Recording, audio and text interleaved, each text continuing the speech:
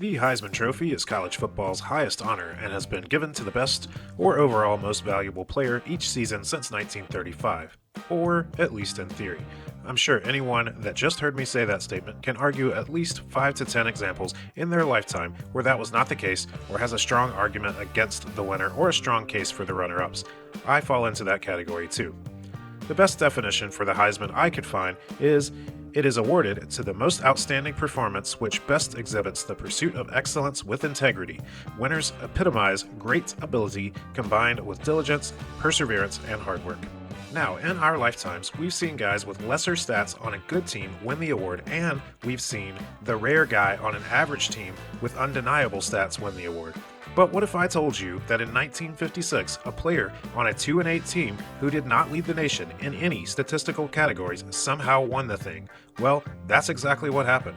This is the story of Notre Dame's Paul Hornung. Let me first say 2 things. First, some of you already know all of this, especially if you're big college football fans, but hey, almost none of my friends knew, so I'm sure this is a new thing for a few of you, and I even did a YouTube search, and there doesn't seem to be many videos on the subject that I could find. Second, I'm not saying that Paul Hornung sucked as a football player. He just probably should not have won the Heisman, to put it bluntly. Paul Hornung was born in Louisville, Kentucky in 1935 and had a great high school career at Flaggett High School. No, I did not say the word you think I did there. Run it back if you need to. I was very careful about that. Anyways, he was a star athlete in football, basketball, and baseball, and was actually recruited by Bear Bryant to Kentucky, but ultimately chose to go with Notre Dame. Paul did not play as a freshman in 1953 as the NCAA did not allow such things until 1972. In 1954, as a sophomore, he played mostly as a backup fullback, carrying the ball 23 times for 159 yards and no scores. He also threw 5 of 19 for 36 yards and no scores in that season as well. Before we move on, let's look at how the Irish program was doing as a whole at the time, as it will be interesting to compare in the coming seasons. To that point, Notre Dame had been national champions or would be retroactively named national champions 7 times.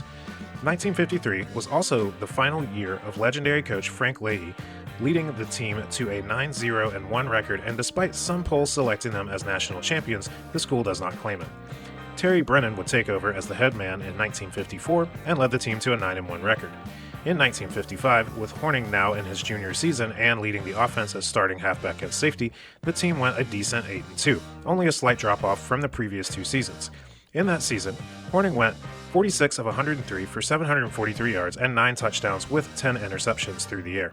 He also ran the ball 92 times for 472 yards but no touchdowns. So here we are entering Paul's senior season in 1956. He's put up some okay offensive numbers, and the team around him has gone 26-3-2 in his career if you count that freshman season. The 1956 Irish then proceeded to go 2-8, and yes, that is tied for the worst season in Notre Dame football history.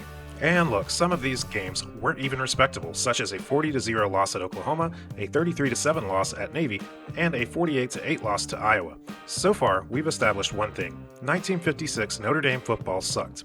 But how did Hornung do individually? Well, you be the judge of that.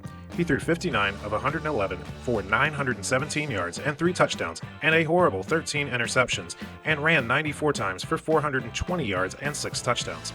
As you may have guessed due to the title and subject of this video, he was given the 1956 Heisman Trophy and was also a first-team All-American. But I know what you're thinking. 1956 was a different era. Maybe he was still that much above the competition. Well, let's look at the stats leaders from that season and see where he ranked, because I personally don't think this helps his case either.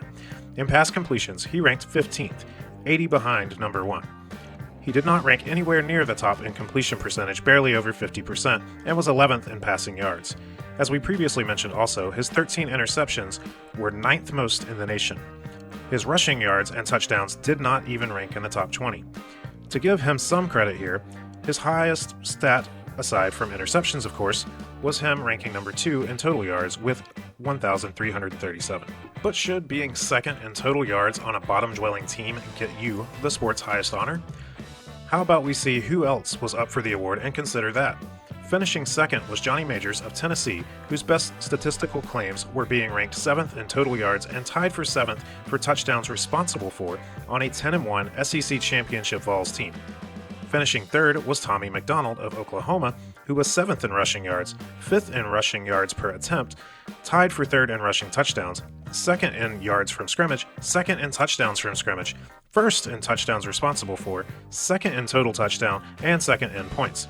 Oh, and by the way, he led Oklahoma to a 10-0 consensus national championship. Are you shitting me right now?